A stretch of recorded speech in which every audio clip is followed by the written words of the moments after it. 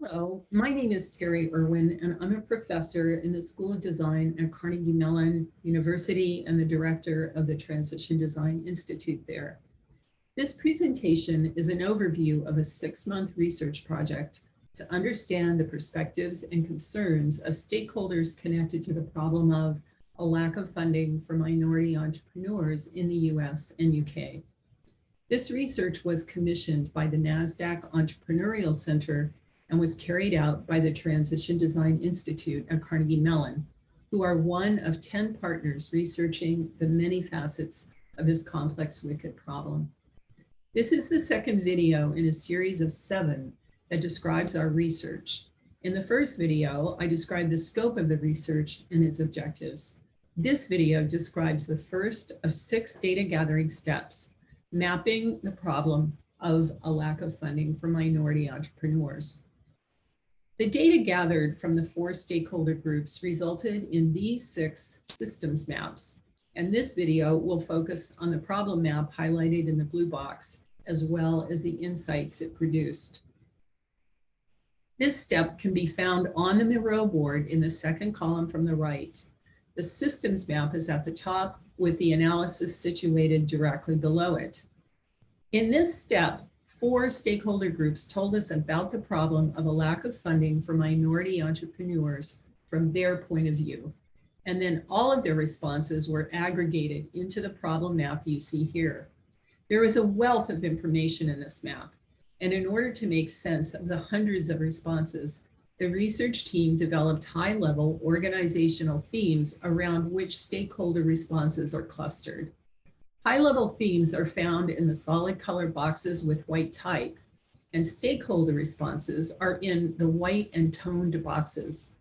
The easiest way to understand the map is to first peruse these high-level organizational categories in each of the 5 sections. This video provides an overview of research findings in this step, but we recommend visiting the Miro board and navigating around the map yourself. This image shows a detail of a small section of the map with dozens of responses from all stakeholder groups clustered around the high-level category of discriminatory lending, evaluation, and metrics. After all stakeholder responses were aggregated to form that large systems map, the research team then harvested all of those high-level themes and placed them on this analysis board directly below.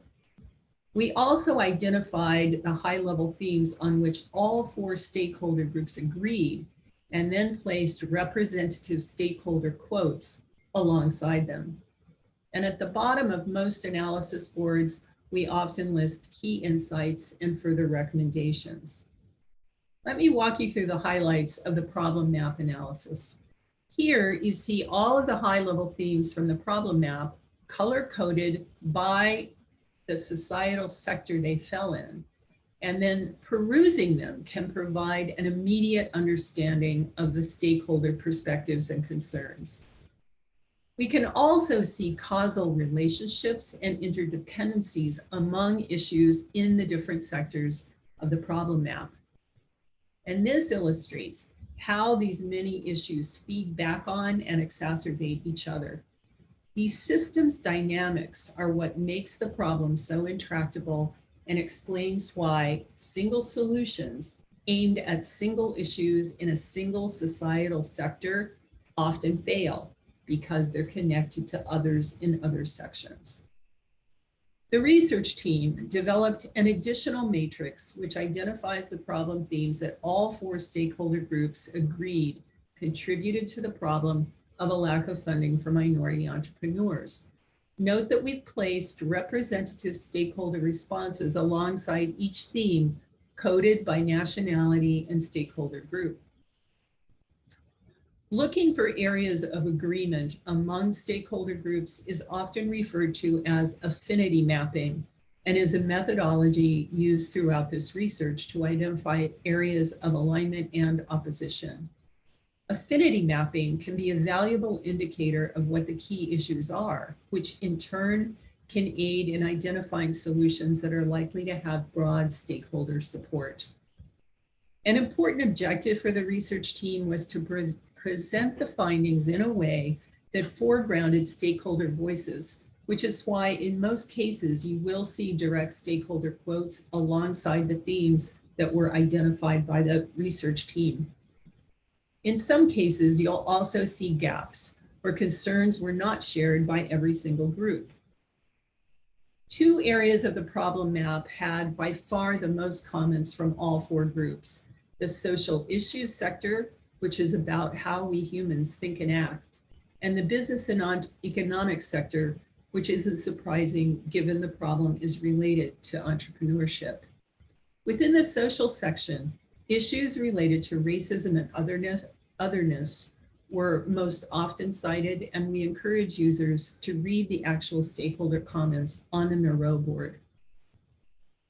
In the business and economics section, the most often cited problem category was discriminatory lending, evaluation, and metrics, which is the physical manifestation of racism and otherness cited in the previous section. You will see this correlation again and again throughout the 6 systems maps, where non-material attitudes and beliefs lead to formalized material structures and systems. This diagram shows how and why the interconnections between issues in the different societal sectors make the problem of a lack of funding for minority entrepreneurs so intractable.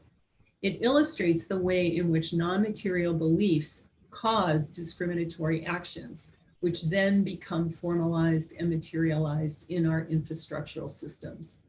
This is what is called positive feedback within a system or systems problem. It's when issues feedback on and exacerbate one another and become barriers to problem resolution. And this is also why no single solution can ever break the cycle and resolve a wicked problem. Another feedback loop has to do with the social issue of minorities' lack of confidence in the system, which in turn manifests in all of the other sectors: business, political, and infrastructure. This is a classic example of how systems of oppression operate and extend into practically every area of disenfranchised stakeholders' everyday lives. Issues in these problem areas ramify throughout the entire system and connect to and exacerbate other issues, such as minorities' lack of representation and power within societal systems.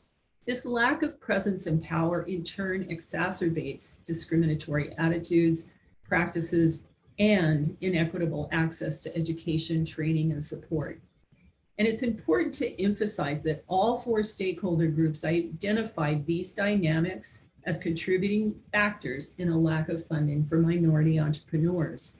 These self-perpetuating reinforcing systems dynamics are diagrammed on the analysis boards, and they not only show us how and why the problem is so intractable, but can also show us where, how, and when to intervene with systemic solutions that have broad stakeholder support.